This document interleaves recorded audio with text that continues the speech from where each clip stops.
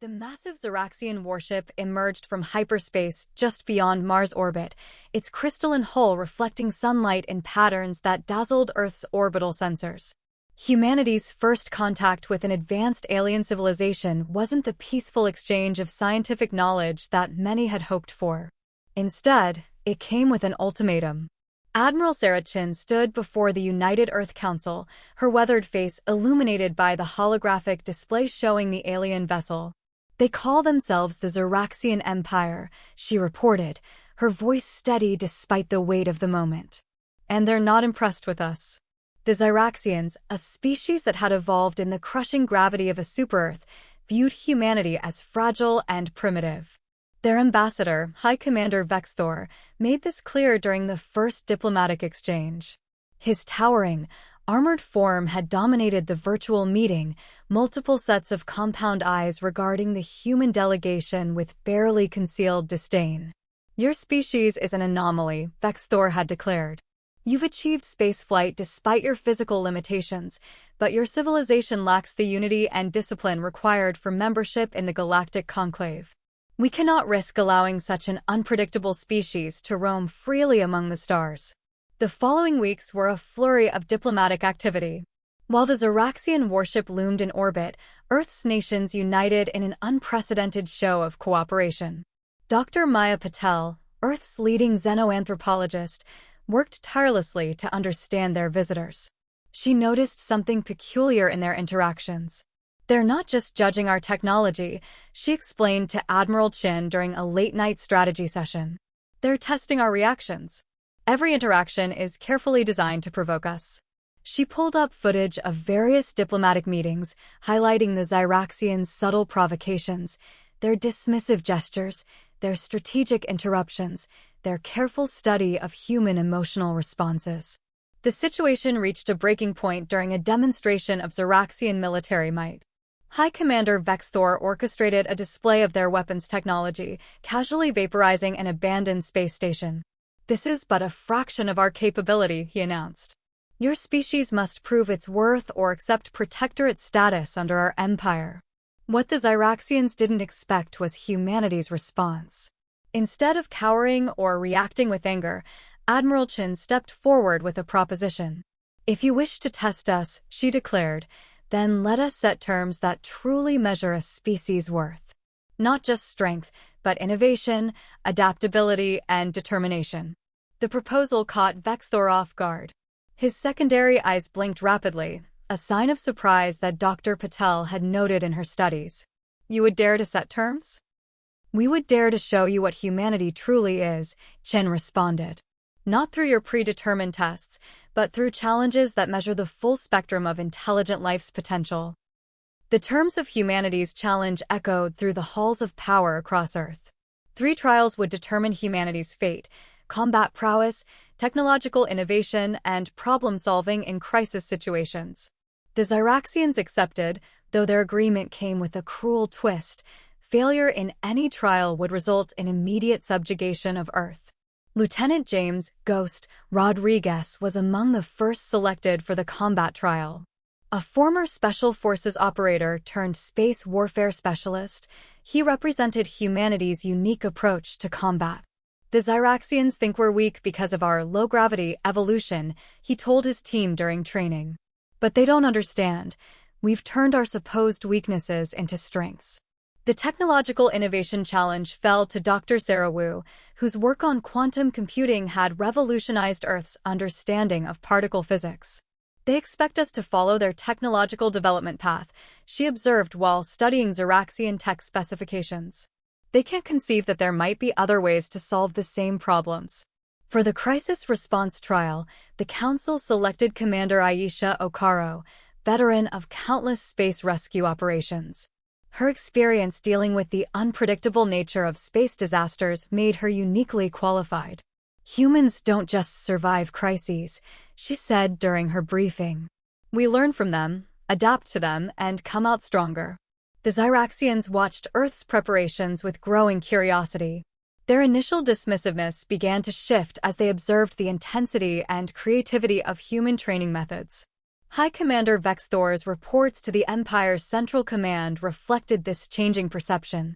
The humans display concerning levels of adaptability, he noted in one transmission. They modify their strategies rapidly based on new information, and their training scenarios account for variables we hadn't considered. Most troubling is their ability to function effectively as individuals while maintaining group cohesion, a paradox that defies our understanding of hierarchical species behavior. As the day of the first trial approached, Earth held its breath. Humanity's champions trained relentlessly, but the true test would be whether human ingenuity could match against millions of years of Xeraxian military tradition. The fate of Earth would rest not just on strength or skill, but on humanity's unique ability to think beyond conventional boundaries. The combat arena materialized aboard the Xeraxian flagship, a massive zero-gravity chamber filled with floating obstacles and reactive surfaces. Lieutenant Rodriguez stood at the entry point, his specially designed combat suit incorporating both human and reverse-engineered Xeraxian technology. The arena would test not just combat prowess, but adaptation to an environment that favored Xeraxian physiology. The first opponent emerged, a Xeraxian elite warrior named Kexlar, his bio-enhanced armor making him appear twice as large as Rodriguez. The human showed no fear, only calm focus as he activated his suit's neural interface. "Begin," announced High Commander Vexthor. What followed stunned the watching Xeraxian hierarchy. Instead of attempting to match Kexlar's superior strength, Rodriguez used the zero-gravity environment in ways the Xeraxians had never considered. He transformed the floating obstacles into launching points, creating complex movement patterns that confused their tracking systems.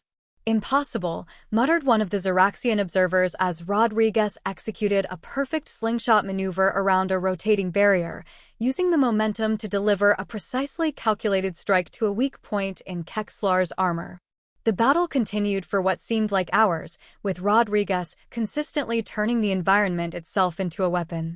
When Kexlar finally yielded, the silence in the observation chamber was deafening. Dr. Sarah Wu's breakthrough came during the technology trial. While examining the quantum communication device the Xeraxians had challenged her to improve, she noticed something odd in its base programming. "These algorithms," she whispered to Admiral Chin during a secure briefing. "They're not just communication protocols. They're tracking markers designed to monitor and catalog every species they encounter." Further investigation revealed a troubling truth. The Xeraxian Empire wasn't just testing humanity, they were searching for solutions to a crisis that threatened their entire civilization. Their rigid evolutionary path had led to a technological dead end, and they were desperately seeking new perspectives. Commander Okaro made a similar discovery during her crisis response trial.